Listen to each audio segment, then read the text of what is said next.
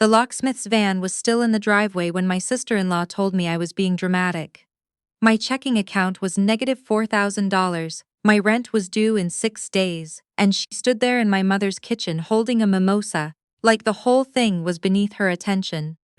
"It's family money, Rachel," she said. "You're acting like we robbed a bank." I set my coffee down very carefully because my hands wanted to shake and I didn't want anyone in that kitchen to see it. "You took $11,000 out of my account without asking me," I said. "That's not family money. That's theft." She laughed. A short, bright sound like I'd told a joke at a dinner party. "Don't be so dramatic. Dad needed it more than you did." I looked at my phone, at the bank alert I'd gotten at 6:14 that morning, the one that had woken me out of a dead sleep with my heart slamming against my ribs. Then I looked back up at her and said the only thing I could think to say. "You're going to wish you hadn't done that." She rolled her eyes. Nobody in that kitchen believed me. By that evening the wheels were already turning and not one of them saw it coming. "My name is Rachel. I'm 28 and I work as a fraud investigator for a regional bank in Charlotte, North Carolina. Not the kind of job people picture when they think of banking. No spreadsheets and ties, no corner office. I track stolen identities, forged signatures, account takeovers. I spend my days reading the small, ugly print of how people steal from people who trust them. I'd been doing it for 5 years, and I was good at it, quietly good, the kind of good that doesn't get talked about at family dinners because nobody understood what it actually meant. My family never understood it either.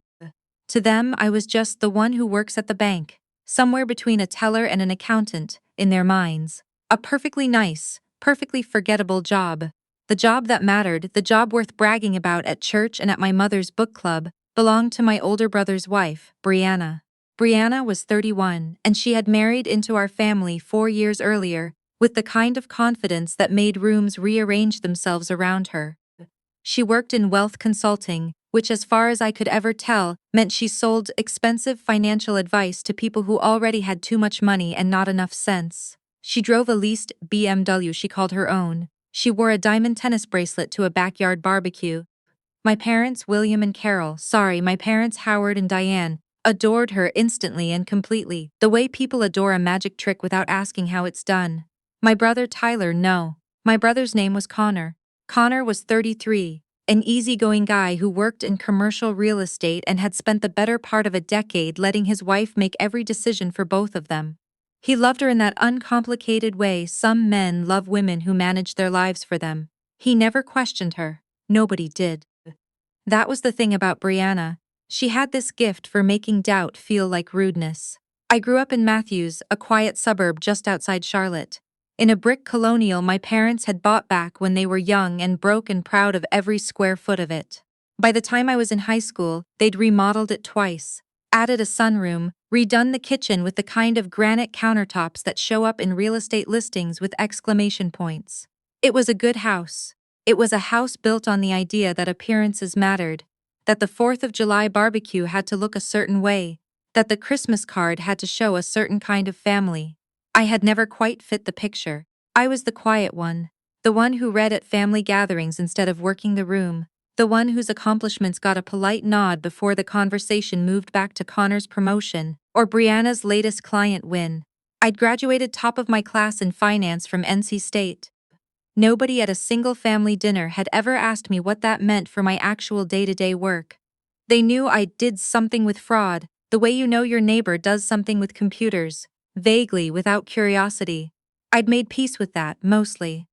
I had my own apartment in South End, a 1-bedroom with exposed brick I'd fallen in love with the second I walked in, sandwiched between a coffee shop and a yoga studio I never went to. I had a good job, a small but steady client list of personal trust accounts. I helped my bank service on the side, certifications in financial forensics I'd earned on weekends while everyone else in my family assumed I was just working overtime at the bank job. I had built something quiet and solid for myself, brick by brick, the same way my parents had built that house. I didn't need anyone's applause for it. Or so I told myself. What I hadn't built was any kind of wall around my own finances when it came to my family. That's the part that still makes my stomach turn when I think about it now, how easy I made it for them. 2 years earlier my father had a minor heart scare. Nothing catastrophic, but enough to send everyone into a tailspin of advanced planning and just-in-case conversations. In the middle of all that anxious scrambling, my mother had asked if I would set up what she called an emergency household account. A joint checking account that the family could access if something happened to my father and bills needed to be paid immediately, before any estate matters were sorted out. I was the one with the banking background. I was the one who understood overdraft protections and beneficiary designations, and the difference between joint tenancy and payable on death accounts. Of course, I was the one who set it up. I linked it to my own primary checking account for the convenience transfer feature, the thing that lets you move money between accounts you own without a 3-day hold. I added my mother as a joint owner because she was the one managing my father's medications and would need quick access if anything happened, and because Brianna had appointed herself the family's financial gatekeeper somewhere along the way, the one who tracked everyone's shared obligations, who kept the spreadsheet for who owed what for my parents' anniversary trip, who had strong opinions about everyone's spending that she voiced freely and often. My mother had asked if Brianna could be added too, just as someone who could see the balance, just to help keep an eye on things since she's so good with money. I should have said no. I think some small voice in me even wanted to. But saying no to anything involving my father's health felt at the time like making the emergency more real than it needed to be. So I said yes. I added Brianna as a secondary authorized user with view and transfer access, the same access my mother had, and I didn't think about it again for 2 years. My father recovered fully. The account sat there, mostly forgotten, holding the $11,000 I'd moved into it over time as a cushion. Money I'd saved specifically because my lease was ending in 6 weeks and finally found a 2-bedroom near my office that I wanted to buy instead of rent, with a deposit I'd been quietly building toward since the previous spring. The 4th of July barbecue was supposed to be ordinary. My parents threw one every year, the same way they'd thrown one every year of my entire life. String lights over the back deck, my father at the grill in the apron my mother bought him every Father's Day like clockwork, a cooler of beer for the men and a pitcher of something fruity and overly sweet for everyone else. Connor and Brianna's house was 20 minutes away in a newer development with a pool, and they'd taken to hosting the actual party at our parents' house every year regardless, because Brianna preferred the older house's character, which I always found a strange thing to say about a house you didn't grow up in.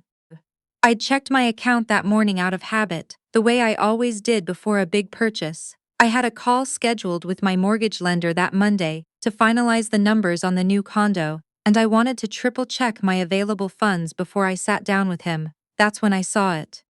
The emergency account, the one that was supposed to hold $11,000 for my father's just in case, was sitting at $6.41. I stood in my kitchen in South End with my phone in my hand and felt the floor tilt slightly under me. I pulled up the transaction history with hands that weren't entirely steady. 3 transfers all within the last 10 days, all originating from Brianna's linked debit access. $4,500 to an account labeled BBR Ventures LLC. $3,800 to what I'd later learn was a boutique fitness studio franchise deposit. The rest in smaller withdrawals, a designer handbag, a spa weekend, a deposit on a lake house rental for Labor Day. I called my mother first, my voice tighter than I meant it to be. She sounded confused, then defensive in a way that told me she already knew more than she was saying. "Oh, honey, I think your father mentioned something about Brianna borrowing a little for the wellness studio investment. Just temporarily. She said it would be back before you even noticed." I had noticed. That was the whole point. I drove to the barbecue with my jaw clenched so tight it ached, rehearsing calm, professional sentences the entire way, the kind of sentences I used at work when I had to tell a client their identity had been compromised. By the time I pulled into my parents' driveway and saw Brianna's leased BMW parked crooked across 2 spots like she owned the whole street, every rehearsed sentence I'd prepared had evaporated. She was in the kitchen pouring herself a mimosa when I walked in, the patio doors open behind her, the sound of my father's laughter drifting in from the backyard, along with the smell of charcoal and sunscreen and cut grass. I didn't say hello. I said, "Brianna, where is my $11,000? She didn't even flinch. That's what I remember most. The complete absence of guilt on her face, like I'd asked her something mildly inconvenient, instead of something that should have made her stomach drop the way mine had that morning. "Oh my God, it's not your $11,000, it's the family account," she said, like she was correcting a child's grammar. "We needed it more than you did. The studio investment is going to triple by next spring. I was going to put it back. It's a joint account I set up for my father's medical emergencies," I said. "Not a personal investment fund." She waved a hand, the diamond bracelet catching the light from the window. "Don't be so dramatic, Rachel. It's family money." That was when my mother walked in, drawn by the tension the way mothers always are, and instead of asking Brianna a single question, she put a hand on my arm and said, in the gentle, placating tone she used when she wanted a problem to disappear without being solved, "Sweetheart, I'm sure she'll pay it back. There's no need to make a scene at the barbecue." I looked between the two of them, my mother's anxious, conflict-avoidant face, Brianna's bored, entitled one, and I felt something settle in me that was colder and steadier than anger. I set my coffee down on the counter very carefully. "You're going to wish you hadn't done that," I said to both of them, though I was looking at Brianna. She actually laughed. "Okay, drama queen." She turned and walked back out to the patio like the conversation was over, like I was a minor inconvenience she'd successfully managed, the same way she managed every uncomfortable moment in our family, by simply declining to acknowledge it had teeth. I did not make a scene at the barbecue. I want to be clear about that, because in the weeks that followed, that became the story my family told themselves and everyone else. That I had overreacted, that I had embarrassed Brianna in front of the extended family, that I had been needlessly harsh about a little borrowed money between family. None of that was true. I stood in that kitchen, I said what I needed to say, and then I walked back out to the backyard and ate a hot dog and made small talk with my aunt about her garden, because I had already decided, somewhere in the 15 seconds between Brianna's laugh and my mother's hand on my arm, exactly what I was going to do.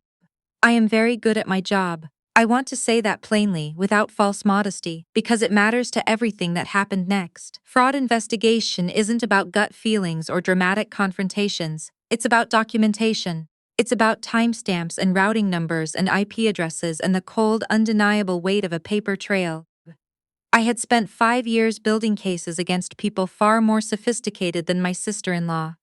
People who knew how to hide money across shell companies and offshore accounts. And they still got caught. Because money always leaves footprints if you know exactly where to look. That night, instead of stewing or crying or calling a friend to vent, I sat down at my kitchen table with my laptop and I opened the account in question through my bank's internal investigator portal. The access I had specifically because of my role. The access that let me see far more than what shows up in a regular online banking app. I pulled the full transaction log. I pulled the device fingerprints associated with each transfer, the specific phone, the specific IP address, the GPS metadata embedded in the mobile banking session. I cross-referenced the BBR Ventures LLC account and found, within 20 minutes, that it was a single-member LLC registered 6 weeks earlier under Brianna's full legal name B. Brianna Reyes, with an address that matched her and Connor's home. There was no wellness studio, there was no investment vehicle. There was a checking account that had received my $4,500 and, 4 days later, paid out $3,100 of it to a luxury resale boutique in South Park Mall. I documented everything. Every timestamp, every dollar, every device ID, organized into the same kind of clean, irrefutable case file I would build for a stranger's fraud claim, except this time the fraudster's name was one I'd called sister-in-law for 4 years. I also did something I had never once considered doing in my entire adult life. I called the bank's internal fraud hotline. Not as the investigator but as the victim, the account holder, and I filed an official report against Brianna for unauthorized transfer and account misuse. I want to be honest about something here because I think it matters. I hesitated before I made that call, not because I doubted what had happened, but because some old, well-worn part of me, the part that had spent 28 years being the quiet, accommodating daughter, whispered that filing an actual report was an overreaction, that family things should stay family things, that I would be the one blamed for escalating. I made the call anyway. The report was filed, a case number assigned, and because the account was internal to my own employer, it triggered an automatic compliance review. Not just of the transfers Brianna had made, but of every transaction tied to that joint account going back to when it was opened, which is standard procedure, and which is exactly the part nobody in my family understood was coming. 3 days later, my mother called me, crying, asking why I would do something so vindictive as to involve the bank's official channels instead of just talking it out as a family. I told her as evenly as I could that I hadn't done anything except report a crime that had been committed against me.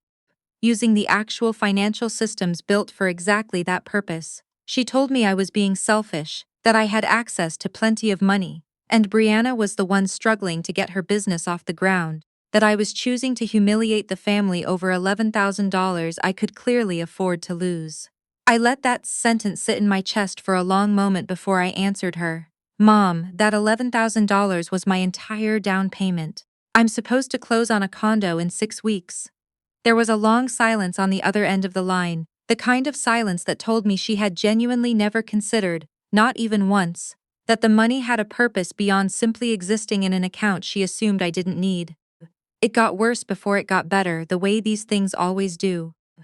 Connor called me 2 days after that, his voice low and tired, asking me to drop the report because the compliance review had frozen Brianna's access not just to the family account, but had also flagged her personal accounts at our bank for review, given the LLC connection and the pattern of fund movement. He said it was destroying her credibility with the small business loan she was trying to get for the studio.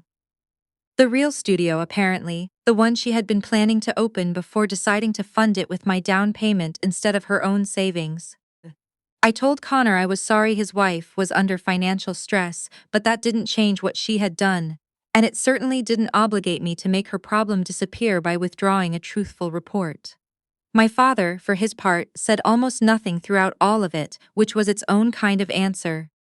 He had built his entire identity around keeping the peace in that house, around never being the one to say the hard thing out loud, and watching him stay silent while my mother and brother took turns calling me selfish, told me everything I needed to know about where I actually stood in that family's hierarchy of people worth defending. The extended family found out, of course, the way extended families always find out everything. My Aunt Patricia, sorry, my aunt, my mother's sister, called to tell me gently that everyone felt I had handled things harshly, that filing an official report felt like going nuclear over what could have been resolved with a conversation. I asked her, just as gently, whether she would consider it going nuclear if a stranger had taken $11,000 out of her checking account without permission, or whether the only reason this felt extreme to everyone was that the thief happened to share our last name at the dinner table. She didn't have a good answer for that. Nobody ever did when I asked it plainly enough. For about 2.5 weeks, I genuinely believed I might lose my entire family over this. Not in a dramatic, slammed door kind of way. In the slow, draining way where people stop including you in plans, where your mother's texts get shorter, where you find out about a family dinner after the fact through an Instagram story instead of an invitation. I went to work. I did my job. I kept building case files for strangers whose stolen money I tracked down with a clean conscience and a steady hand, and I came home every night to an apartment that suddenly felt very quiet. What none of them knew, what I hadn't told a single person in my family, because some instinct told me to hold this card close until I needed it, was that the compliance review I'd triggered hadn't stopped at the joint account. Once a flagged account connects to an LLC with suspicious fund movement, the review widens automatically to check that LLC against any other accounts at the institution and against shared public records for prior business filings. What the review turned up was something Brianna clearly hadn't expected anyone to find, because she'd been careful about it for over a year. A second LLC, registered 18 months earlier under a name that wasn't hers at all, but her mother's maiden name, with Brianna listed only as a managing consultant. A role with no ownership stake on paper but full transaction authority on the account. That second LLC had received over $30,000 in transfers over 14 months from 4 different sources. One was Connor's joint checking account with Brianna. Unremarkable, a husband's money moving where his wife told him it should go. But 2 of the other sources were not unremarkable at all. One was my elderly grandmother's modest retirement account, the one my family had set Brianna up to help manage. 18 months earlier, when my grandmother's eyesight started failing and she could no longer keep track of her own bill pay, The other was a small inheritance account belonging to my cousin Vanessa. No, belonging to my younger cousin, the one who had just turned 21 and inherited a modest sum from our late grandfather. Money that was supposed to be held in a custodial-style account until she was financially independent enough to manage it herself. An account Brianna had also offered to help oversee, as a favor to that side of the family. I sat at my kitchen table the night the full compliance report landed in my secure work queue, and I read it twice, and then I closed my laptop and just sat there for a long time in the quiet, because I understood, with the cold clarity of someone whose job it is to understand exactly this kind of thing, that what I had stumbled into by accident was not a family dispute about borrowed money. It was a pattern. A real one, sustained, deliberate, dressed up in spreadsheets and reassuring phone calls to an 83-year-old woman who trusted her granddaughter-in-law because the family had told her to. I want to be honest about what I felt in that moment because it wasn't satisfaction, not yet. It was something closer to grief. For my grandmother, who had no idea, for my cousin, who was 21 and would have had no reason to question a family member's help, and even, in some small and complicated way, for the family I had grown up, who had spent so many years rewarding Brianna's confidence and polish, that not one of them had ever bothered to ask what it was actually built on. I did not handle what came next as the wounded daughter, who'd been called selfish at a barbecue. I handled it as exactly what I was, a fraud investigator with full legal standing, an official case number and a paper trail that didn't care whose feelings got hurt.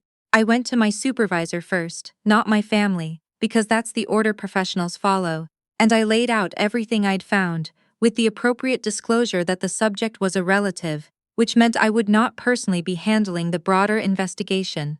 A conflict of interest I flagged myself before anyone could accuse me of it later.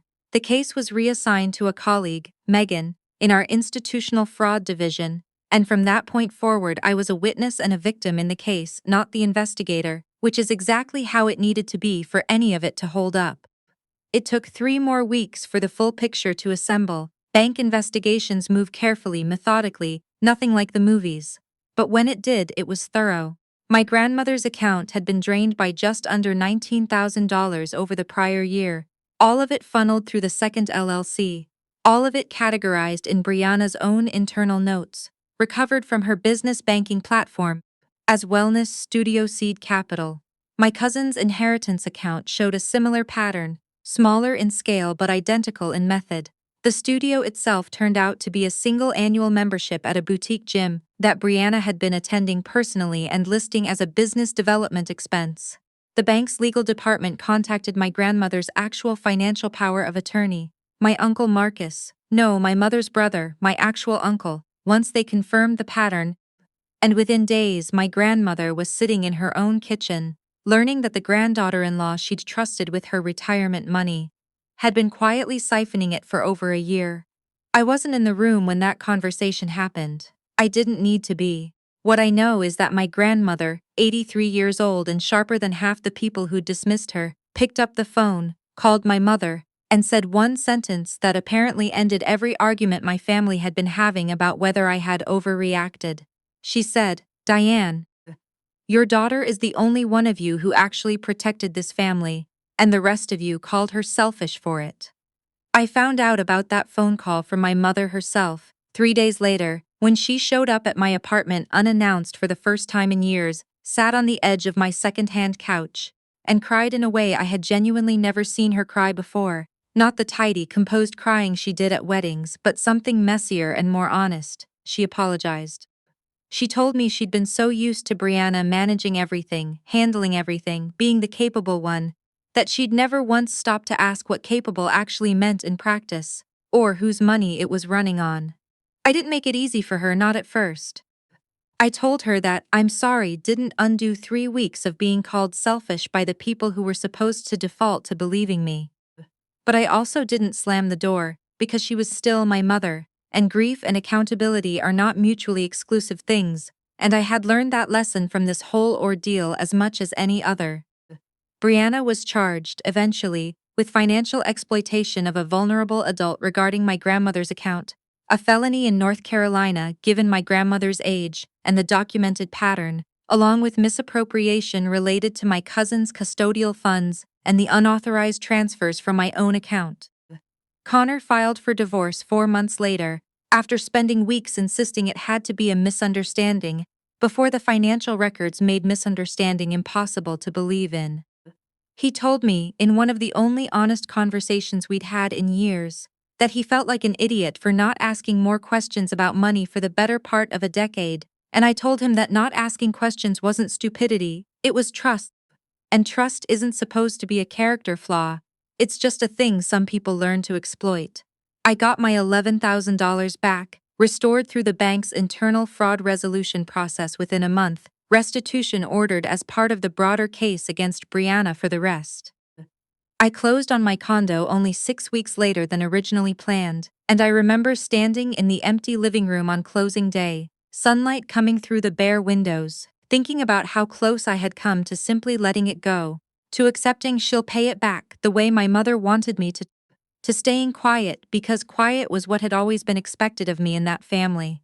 My grandmother still calls me every Sunday. She tells people now, with a kind of fierce, unembarrassed pride, that her granddaughter is the one who actually does something at the bank, the one who caught the thing nobody else was paying close enough attention to catch.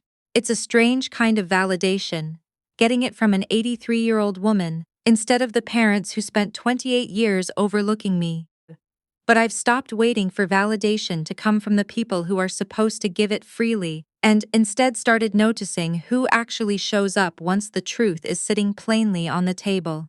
I don't talk to Connor much these days, though we're cordial at the family events that still happen, smaller now, quieter, without Brianna's bright laugh filling up every room she walked into.